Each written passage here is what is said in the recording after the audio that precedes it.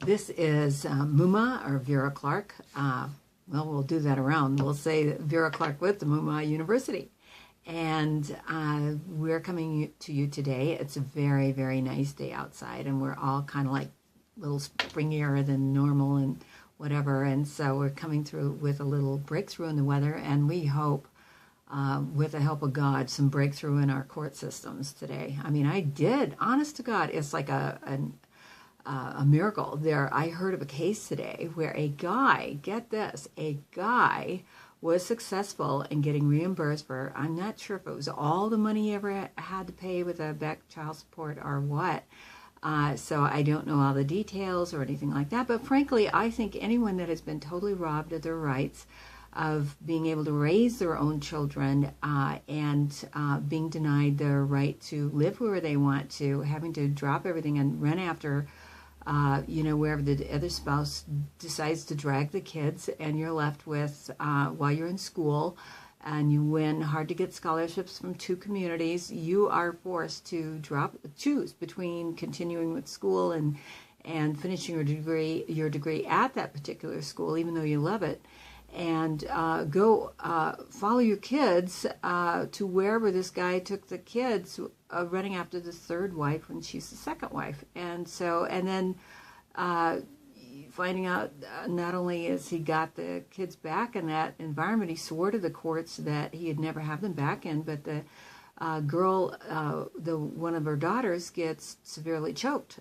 by the child of the third wife that had emotionally had harmed two of the daughters prior to that, all ignored by the Minnesota Two Harbors, Duluth, Minnesota, especially the women judge. I mean, that was such a pathetic, changing court orders later to cover up the severe choking of that 12-year-old daughter. That is an atrocity. And then heard that female judge was on the board of something to do with children. I mean, that woman totally should be kicked out, not only disbarred, but kicked out of any boards, off of any boards that would be dealing with children, when she created an arrest warrant on a mother who tried to protect her kids, or for some reason tried to claim jurisdiction when they no longer even had jurisdiction. Another state had taken over emergency jurisdiction when the mother tried to get some protection for her daughter. What had happened in that case, the mother had moved to another state, Raleigh, North Carolina, had taken the guy to court. The guy, instead of showing up on the court date that he was scheduled to show up on, instead uses an unethical attorney who tries to practice law in that state and isn't licensed there to practice law. So naturally, the Raleigh, North Carolina courts ignored him, which was a good thing. The mother was able to get a restraining order against the father and trying to protect the kids, and the lazy judge, another female judge out there, it doesn't seem to matter which state they're in. I've seen three that rather incompetent in three states, Minnesota, the last one there, and Washington. That is another pathetic story. When the gal should have, the mother had brought the father to court on the third contempt of court, was forced to do her own trial, when she had no money for a trial, rather than her doing the right thing, which in the state of Washington should have changed custody to the mother, when the father never in 21 years ever followed a court order. And yet the mother was continually bashed, the mother was constantly put down, the mother was constantly robbed. The parents of the mother, where if she got down to see the grandparents with the children, were harassed by the father. Nobody ever in 21 years ever protected the mother, protected the maternal grandparents. And so it caused a lot of tremendous amount of resentment. And this guy just hopped and skipped right to the bank and dumped one woman after another, in total using three separate women, which he eventually would marry and then dump. We don't know about the fifth one. But after the mother was the second marriage for this particular person. We're covering this case because I think it's so ideal to be used for why, critically, we need some major changes in our judicial system today. Major accountability. You talk about where companies want to have show everything, right? Well, let's show a lot of everything what these judges are doing. And you're paying for that as a taxpayer to disrupt and destroy mothers and fathers across the United States. It's not just happening to men. It's happening a lot now to women. And you're just used as a dollar as a parent. And you're robbed of all your rights. You're excessively overbilled in the state of Washington. We've covered some issues on that. We'll be going more into depth how that sets one parent up to be criminalized with the other parent totally in control, and the losing parent that doesn't retain custody. Even legal custody means nothing. It's the physical custody. So when you have a divorce and you think you're equal, and you get this thing where you get legal custody, but you don't get physical. Well, even the attorney that the woman had said that's nothing. It means nothing. It sure didn't. 21 years of it. I'll tell you, heartache, putting the kids through trauma, a lot of stress, and where the father eventually, after he gets rid of the mother and figures he won't have to worry about her in court anymore because he really did a good one. And, the boy that had stood up to fight for the mother eventually, they get older, they hit puberty. We're going to be real. And being around mommy isn't, cool.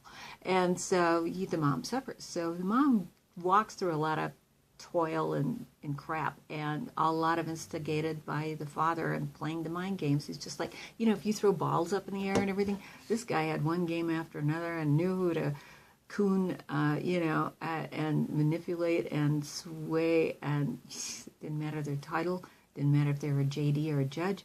And, some people are just born adept at lying, and they can look you straight in the eye. And, and I'm telling you the truth, so don't try to put that on me.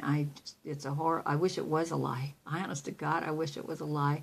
But what this guy did and how he could manipulate, and no matter what the mother brought back to court, and, and excessive overbilling, again, going to social services is, for them that are the ones billing you, that section of it. And we're not attacking that whole,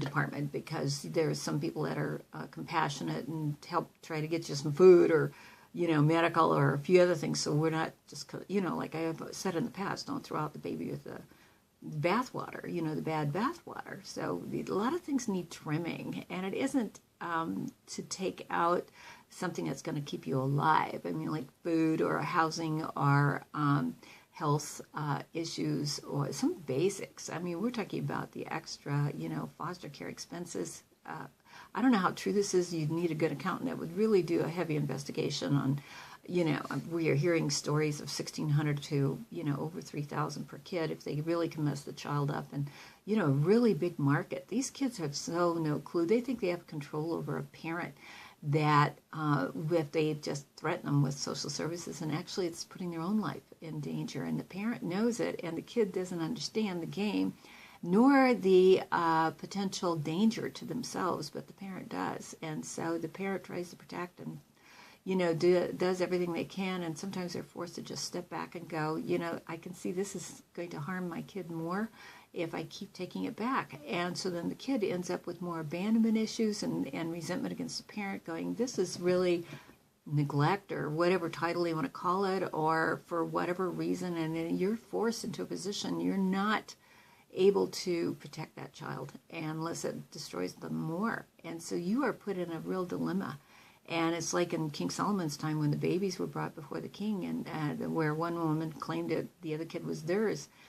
And, and the mother, when he realized that it would cut the child in half, that was the solution of Solomon. And we don't advocate that we have stupid judges that's going to do that. Now, we're not saying Solomon was stupid, but the woman, when she saw that could really happen, I mean, you're sometimes forced as a mother to go, all right, he wins, right, for now. But later you hope to get your story out there, and there is no way that person will ever be able to repay the years of heartache that they put the mother's parents through, the maternal grandparents, especially when one's already finally died, and at 92 almost, and the years of heartache and robbery.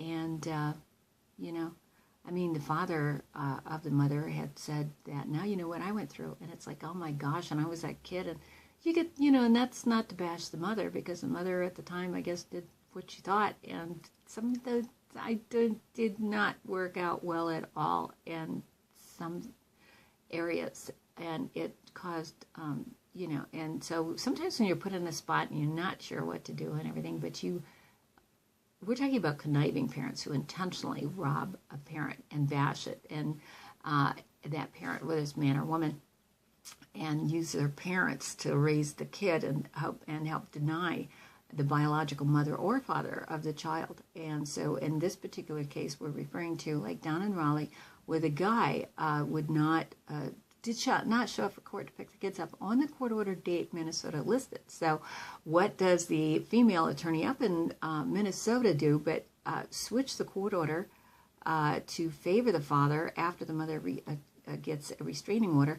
And the father, all he had to do was show up in court and defend how and why her 12-year-old got severely choked and was put in the situation that the dad had swore to the Minnesota courts he wouldn't have them in, and yet the mother gets penalized. The Minnesota female judge changes the court order, favors the judge, and then tries to bill the mother about $4,000 when the father was supposed to pick the child up where the mother lived. The mother was accepted at a very elite college there, at Meredith College, and had decided to move down there, had moved into a safe home till she got the legal part of it, because she didn't trust the guy. I mean, after he tries to choke you and run you over with a car at McDonald's or on Two Harbors, or, and their cousin tries to threat to shoot you, and, and then you find he's related to, like, the judges in the town, or, or some if not related friends, where the judge had worked for the stepfather,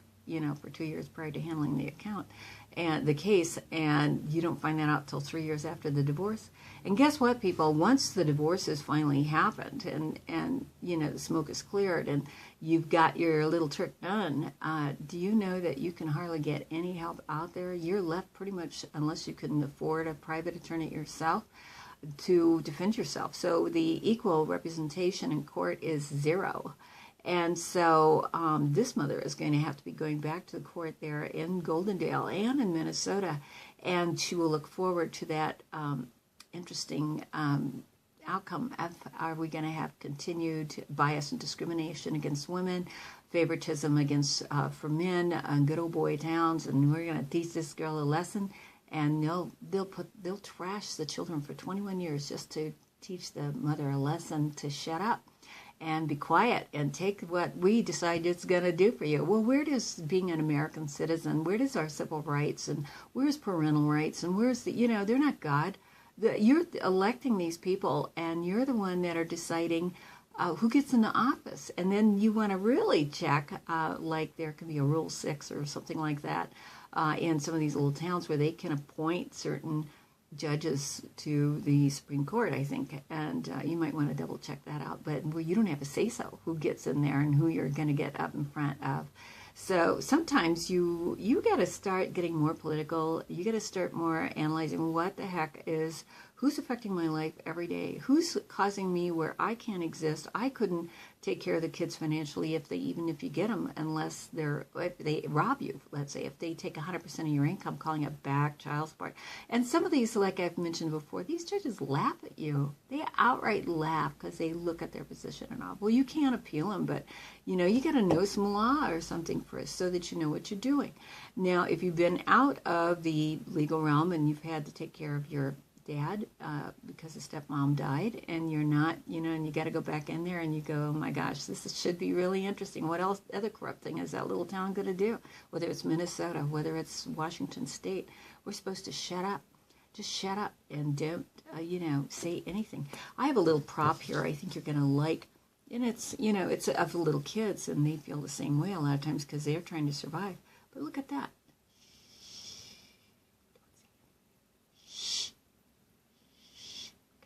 Got to survive, right? And the kids learn how, and whether it's get to be later bought off when they get old enough and they start figuring it out, and they think they have some power, and they can kick their mother's shins and threaten, to call child services and everything. And you finally tell the kid, well, listen, I'm going to be the one with the bruises, not you. And so that parents are mistreated, and talked down to are implied they're so old they should have, never had kids. And it's like, well, look, it came out pretty well, and you're pretty perfect, except if you're in the manipulation of your brain by one parent trying to control you and then getting you on drugs. I mean, my gosh, what kind of setup do we have? How is our court system handling divorce cases? We need a real revamping. And you kids that are going to law school, and I think everybody should go to law school. So if the numbers are down, you need to get them back up. You're going to be surviving here in today's world. It's education. Now, the cost of that, we are going to have to cover. We got to figure something out. Now, there's one place, or study on your own. Hillsborough College, I really like them. And do I get a dime on that? No. But, I mean, jurisdictionary.com, I like them too. So I'm going to be working to eventually get up a website so that all you have to do is click right in and life will be good for you. We hope. At least you will have to do a lot of your own self-study. Now, pro se, that's what jurisdictionary does, is teach you how to do a lot of your... I haven't been able to afford any of their material yet, but if I can, and we hope to be setting up some fan pages so that, those that like some of the work that we're doing to expose corruption in the court system, that want better judges elected to your bench, not lazy, not alcoholics, not on other drugs, and who have a conscience. And you might have all the laws and everything down pat, but judicial activism can still lead you to do something really, really, really atrocious. When one parent's set up and thrown out on the street and by a manipulating parent, and the woman could be homeless and defenseless, and, to get the carrot to see her children, more counseling, more drugs, and, we're going to watch you for the rest of your life, and, you're never going to be free. Well, what about the guy that did all this stuff, wasn't there? And these kids that are young, like 2 and 4, and will they get to ever see their mommy, or they've got now early training in the judicial system? Now, how are we setting up all this whole mess? And the more they mess you up and mess those kids up and everything, money, ching, ching, ching, ching, ching, for who? Not you, and not the family, not the kids. Although it'll be used like that and talk like that, yeah, for the best interest of the children, right? Yeah. No, I'd say it for job security. Yeah, I think that's more realistic. And, who's getting cash. And, when you get a town when there are 3 basic industries is for counseling and drugs and, and the courts and jails and, and everything else is kind of holding on by its fingernails, and well, can you change capital of a county and get move it someplace where there's something that's not a built-in reason to keep funding some of these programs, because they just need bodies to stay alive and be in existence. Now, is that all true? Well, suspiciously, there's got to be something smells in that town, I got to tell you, because it's all over the hurts and not a positive type of industry, I'd say. It's all built on manipulating and taking out people and then throwing them in jail and then excessively overbilling them. And I mean, if that's your only a type of economy to keep your little town together and function and flourishing and things like that, or some other way to milk the taxpayer there, you got something total revamping has to be looked at that, and funding about what's being funded there. Is it positive? Is it going to build up America? Is it going to build up that town? Or is it just constantly destroying more and more, even good citizens, even good people? And so we're going to do another program on some better programs, better professions that you could have out there. I mean, if you're going to throw your money away, you might as well make it work for something positive, not negative, right? You reward negativity, you're going to get more, and you feed it more. So we want something where it feeds the other way. Maybe we'll do some more thinking about that and pass that on to you. Okay, good. Because I mean, what we do today is setting up the groundwork for your future, for your kids, for your life. So how do you want that done? You want to relive all the crap? I mean, I've talked to too many kids that are, there are a lot of them too afraid to get married. Don't blame you, with the present setup. And that doesn't, again, mean throw the baby out with the water, with the dirty water. So just get rid of the dirty water and clean it and inside out. And, I'm sure I expect certain attacks on all kinds of really sarcastic little things. And, I'd go ahead. I don't care, because we'll just use a lot of that stuff. And you see where you're coming from, right? Are you one of those with a handout? Are you one of those, some of us are forced to be because we're put in that position. And that's not to, we're talking about the ones that are talking about that are paid, that are, it's a profession, and, you know, and titles and things like that, and how they're fed off that public government role. But it's not called that. It's, you know, it's good. Socially, they get to look and smell a lot better, and then you're the underdog, dirty little thing that they want to collect the money off of. So it's, you know, keeping people employed in jails, whatever, but counseling or whatever. And so, you know, keep an eye off of them, right? But taxpayer, guess where your money's going? Who's paying for it? How are you getting as results? As results, is our society getting better or worse? And who do you blame? Who's feeding it? How is it fed? Is it being milked? And you know, I mean, if it's through being rewarded there by negativity, then that needs to change, right? So anyway, some verbiage there and stuff that you're talking, whatever. But let's see now. There's a couple of other things I wanted to, you know, finish up about the Raleigh incident, where the guy never bothered showing up to defend himself. The unethical attorney did try to represent him. He wasn't licensed in that state, which, trying to practice law in a state you're not licensed in. Oh, there's so much to this story. It's just unbelievable. And that didn't work, so they connived up with a thing where they couldn't find the kids. I don't know. And so the mother was exposing some things in the town of Duluth, Minnesota. Anyway, the female attorney that switched her, I mean, not judge, but the judge, a female judge there, that's supposed to be on these boards for kids, kick her off, really. Somebody needs to go after her pitching. I mean, she's robbing other people, mothers of the earth, so, yeah. I mean, what good turn deserves another, doesn't it, really? And that other judge who is, like, trying to entice the woman or force her to go to his house to pick up the kids because he compared them to some geese that he could take. Are you kidding? Right, this is America. You got to look at towns like Two Harbors, Duluth, Goldendale, Washington. Those have been about the worst. The one in Raleigh, North Carolina, that was a little, she gave like half justice, but then was too, and it wasn't me that called the judge lazy, but I agree with her. It was a black attorney that the mother was using, and that she seemed kind of smart. So actually was a very nice woman. I liked her. So anyway, it's not the color of your skin in today's world. It's, you know, what the heck are you doing? You know, if you're, you know, doing the right thing, that's the person you want, right? I mean, who cares? So, you know, I mean, we're all here in America, right? So, we want to build it up and do the right thing for people and kids, okay? And so, no matter what your ethnic background, because it's hitting everybody, doesn't matter what your ethnic background is, it's just ignored. And so we're all out there. It's about parental rights and civil rights, you know. I mean, women didn't used to be able to even vote. So, I mean, who's really started all this stuff about civil rights, you know? And, you know, but then are we also utilizing the benefits? And are you voting? So we want you to vote. And we're going to end this for right now. But we will be covering some weird stuff and behavior that the mother had to tolerate. And that was, you know, even when the mother was with her husband, he was like taking pictures only with him and the kids. And it was like talking about his turn at kind of the divorce. And it's like, well, this mother never had any. So he's referring to like his first wife. And, you know, when you're getting into statistics, you're not, you know, it's not about, it's like how many men versus how many women. I mean, geez.